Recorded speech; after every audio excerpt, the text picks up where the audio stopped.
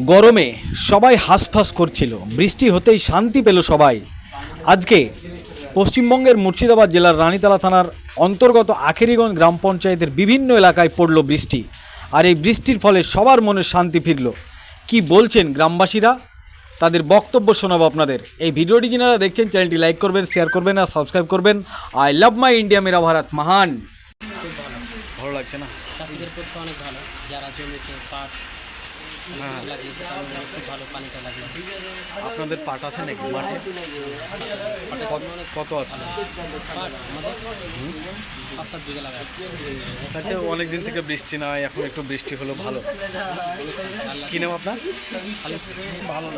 ভালো লাগছে না?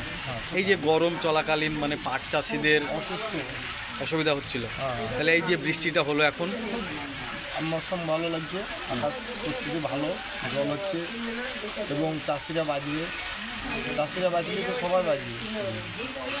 কি নাম আপনার? সাবির উঠছে কোথায় বাড়ি আপনার? শিবনগর পূর্ব। ভালো হয়েছে বৃষ্টি। এই যে পাট চাষিদের কি ক্ষতি হচ্ছিল? ধান এখন খুব উপকার, এর আগে ক্ষতি হয়েছিল, এখন বৃষ্টিটা হয়তো খুব ভালো আপনার পাট আছে মাঠে? আছে, কবিঘে? 4 বিঘে। তাহলে তো বৃষ্টি হওয়ার ফলে মানে অনেকটা বাঁচলেন। অনেক বাঁচি। কি নাম আপনার? আব্দুল আলিম। কোথায় বাড়ি?